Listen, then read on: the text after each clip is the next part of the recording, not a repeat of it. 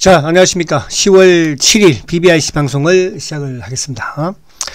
자, 오늘은 이제 지수가 지금 이제 기술적 반등에 좀 성공을 약간 하는 모습이에요. 어쨌든 뭐 1900대 초반, 여기에 이제 매듭 부분, 그러니까 이제 올해 저점 수준에서 오늘 어쨌든 기술적 반등으로 성공을 하고, 어제도 이제 장 시작에는 뭐 오전에는 좀 주가가 올라가다가 또 오후에 이제 아시아 증시가 또 나스닥 선물이 밀리면서 하락하는 그런 모습인데, 여전히 오늘 좀 뭐 불투명하기는 해요. 지금 워낙 시장의 투자 심리도 그렇고 또 지수적인 부분에서도 지금 뭐 미국도 좀 간당간당 하는 그런 모습을 보여주고 있잖아요.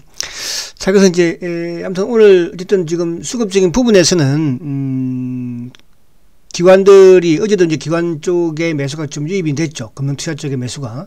오늘도 지금 이제 기관 쪽에 한 2,800억 정도 매수가 유입이 되고 있는데, 금융투자 쪽에 이제 1,900억, 연기금이 지금 뭐 790억인데 또 이쪽 연기금의 수급도 항상 보면 이제 오전에 매수를 조금 보여주다가 오후에 결국은 연기금이 또 매도로 돌아서면서 지수가 또 그죠, 고점 대비 밀리는 뭐 정강 후약의 모습으로 가는 그런 모습들을 많이 보여줬기 때문에 연기금의 수급을 믿을 수는 없어요. 그래서 지금 오늘 좀 중요한 거는 지금 지수가 이제 어쨌든 기술적 반등에는 성공을 하는 모습이지만 여전히 좀 위태롭다는 부분. 그래서 이럴 때 또 주가 뭐 올라간다 생각을 하면서 뭐 또 단기로 그죠, 뭐 접근을 하거나 그럴 필요는 없다는 생각을 하고, 지금은 이제 단기 종목들은 또 주변주들은 오히려 이제 좀 종목을 압축을 하면서 현금화 전략을 하는 게 좋다.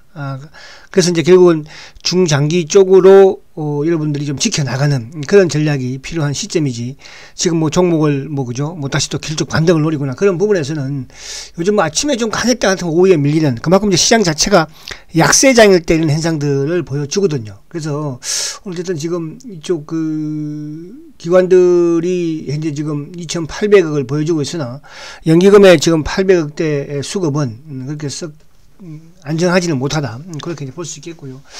자, 오늘 이쪽에 이제 지수부터 먼저 한번 차트를 보면, 자, 지수가 아무튼 이제 요 지금 올해 저점이 이제 올 2월 달이었죠. 2월 달에 저점이 요 구간대, 그러니까 이제 2,900 230대 여기가 이제 저점이었는데, 그죠?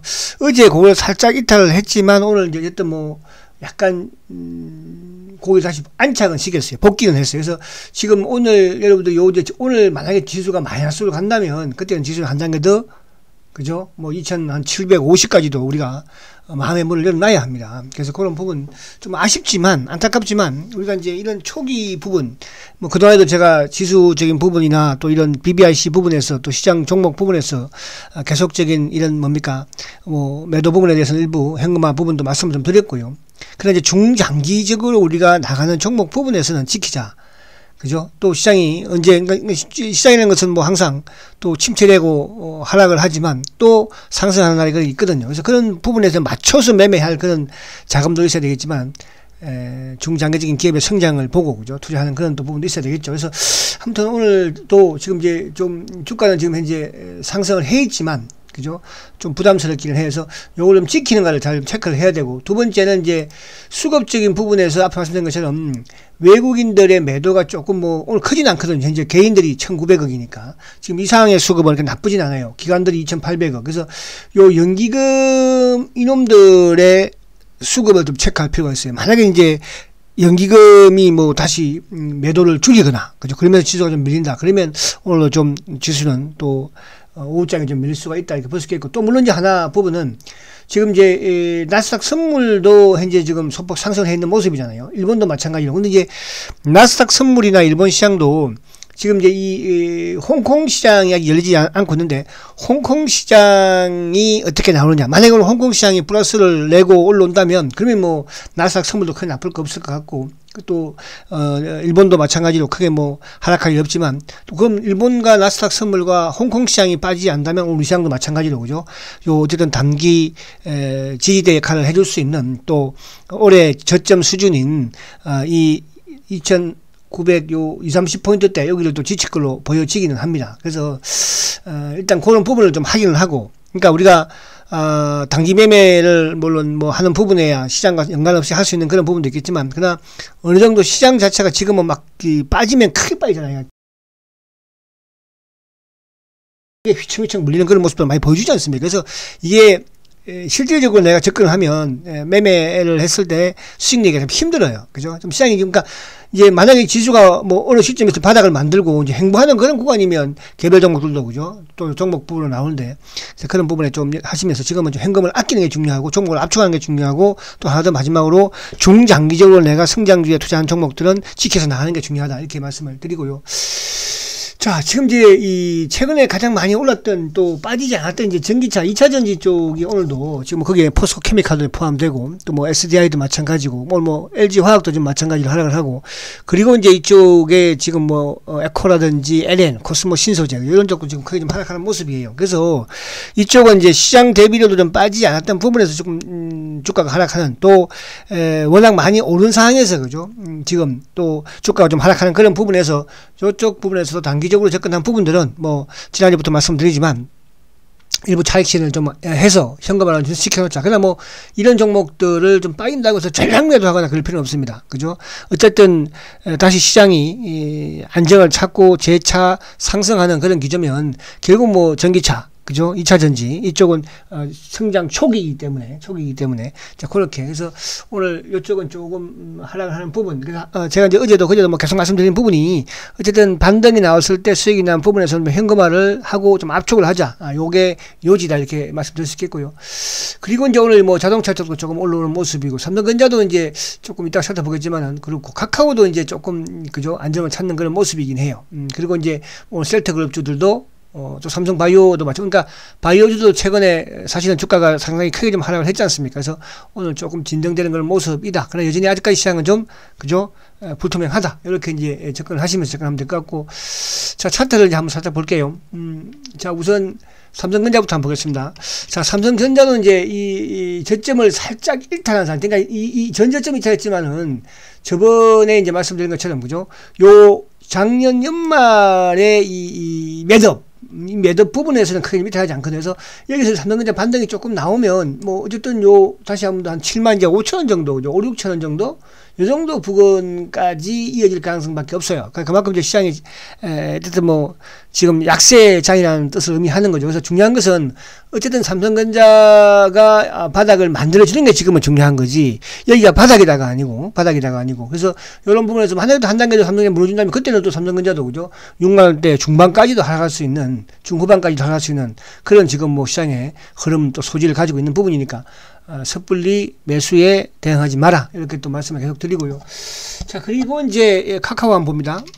자, 카카오도 지금 이제 바닥을 만들려고 좀 노력은 하고 있는 그런 모습이긴 해요. 그죠? 아무튼 카카오도 뭐 지난해부터 해서 큰 수익을 또 안겨드렸고요. 그죠? 뭐 주식이라는 게 그런 겁니다. 또 많이 오르면 좀 조정을 받는 것이고, 그러나 우리가 이제 이 성장주들이 한번 움직이면 3, 4년, 그죠? 뭐 2, 3년 이렇게 쉬어가면서 움직이는 그런 행태들을 보이거든요. 그래서 주가가 오르는 거는 말마따나 뭐 3개월이면 또 조정은 6개월 이렇게씩 받아요. 그래서 그런 이제 조정 부분을 감내할 수 있는 부분이 되어야 합니다. 중장기 투자에서. 그래서 카카오는 중장기로 말씀을 드리는 부분이었고, 그리고 이제 포스코 케미칼, 전기차 쪽 현재가 2차전지 포스코 케미칼, 아무 대형주니까, 그죠? 대기업이니까, 그죠? 그래서 포스코 케미칼도 이제 어쨌든 최근에 뭐 이렇게 오른 부분, 또 하락한 부분이, 그러니까 지수에 비해서 하락하지 않았고, 어제 이제 하락을 좀 크게 하고, 오늘 조금 하락하는 모습인데, 지수 하락에 비해서는, 그죠?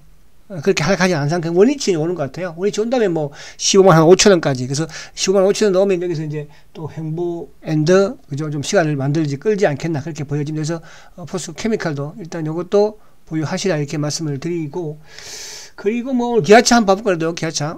이런 쪽은 이제 기아차는 어쨌든 뭐 요건 반등을 하려고 해서 물량이 많은 분들 같은 경우는 물량을 조금 줄여나가는 그런 전략이 필요하다, 이렇게 말씀드리고, 그리고 뭐 오늘 이쪽에 이제 개별 부분에서는 이쪽 뭐 코스모 신소재 같은 경우에도 조금 현금화를 해볼 필요가 있다, 그죠? 이런 것들도 이제 주가 워낙 많이, 이제 오늘 약간 이제 무너지는 그런 모습. 그러니까 이렇게 되면 저점은 이제 다시 한번 뭐 4만원대까지도, 그죠? 좀 위협을 볼 수 있는, 그러니까 그런 모습은 될 수 있을 것 같아요. 그래서 최근에 전기차가 좀 버티지 않다가 이제 어쨌든 지금 좀 하락하는 그런 선상이 있으니까 이런 쪽을 또 섣불리 많이 빠졌다고 낙폭 가져라고 덤비지는 마시라, 이렇게 이제 말씀을 드릴 수 있겠습니다.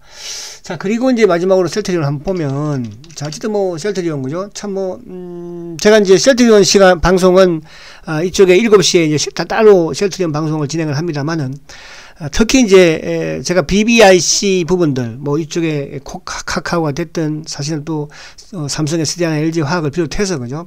또 셀트도 마찬가지로 뭐 어쨌든 우리 시장에서의 성장 산업이고 또 성장주이기도 합니다. 아직까지도 마찬가지로.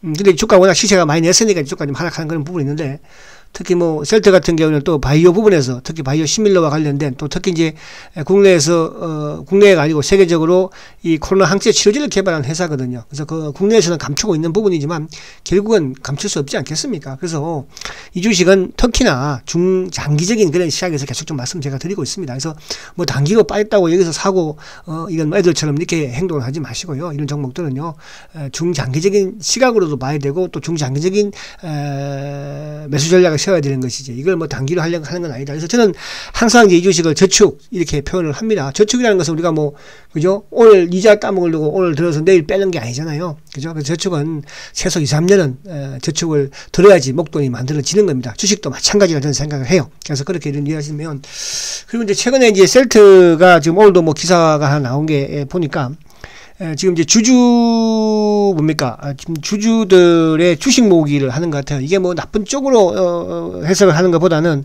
이런 부분들은 이제 결국은 뭐 어떤 회사에 대한 이런 또 그죠?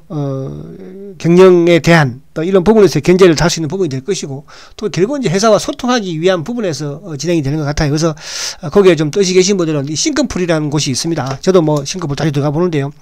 싱크풀에 가면 어떻게 하는지 또 제가 어제 이제 녹화에 그 방법을 좀 해놨으니까 관심이 계신 분들은 또 쉘터를 보유하고 계신 분들은 거기 들어가서 주주 모으기 캠페인에 좀 동참을 해서 우리 소액 주주들 우리 주주들의 권리를 그죠 좀 찾았으면 좋겠다. 저는 이런 취지에서 말씀을 드리는 겁니다. 아시겠죠? 그래서 그렇게 관심이 계신 분들은 싱크풀에 한번 방문해 보시기 바라고요. 자 오늘 이제 어쨌든 좀 뭐 그동안 뭐 급락을 했습니다. 물론 시장도 급락하고 다 했지만 뭐 특히 이제 바이오 쪽이 좀 크게 하락을 했는데 좀 여기서 이제 바닥을 좀 만들어주길 바라고 어쨌든 이제 이 앞에 이제 삼성전자도 지수 마찬가지지만 항상 이 주식의 매듭이라는 게 그죠 이게 이제 올라갈 때는 저항대 내려올 때는 지뢰역할을 하는데 어쨌거나 셀트가 이제 작년 4월달 5월달 6월달에 그죠 3개월 동안 행보했던 이때가 이제 코로나 발발 이후에 항체 치료제 개발 이슈로 올라왔던 부분이었는데 그 지금 부분에서 뭐 그러면 뭐 코로나 치료제와 관련된 뭐 주가 반납은 다 거의 한 거나 다름이 없죠. 그래서 21만원대 요 전후 부분 자체는 나름대로 좀 지대 역할을 좀 해주지 않겠나 또 해줘야 되지 않겠나 그렇게 생각이 됩니다. 자 아무튼 요 주식은 7시 또 셀트리온 방송 시간이 있으니까 그때 여러분들이 청취하시면 되겠습니다. 자 힘든 시장입니다. 힘든 시장이지만 앞에 말씀드린 중장기 투자의 구분을 확실하게 하시고요. 단기주들은 그죠? 단기주들은 일단 뭐 손해를 좀 보더라도 현금화를 좀 지금 시장 자체가 위태로우니까 그렇게 좀 구분을 해서 하는 전략이 좀 필요하다 이렇게 말씀드리고 중장기 부분에서는 여러분들이 하루 이틀 한 달 두 달 1년 2년 그죠? 그렇게 신경 쓰지 마시면서 좀 밀어붙이는 전략이 필요하다 이런 말씀을 드립니다. 자 힘내시고 화이팅 하십시오.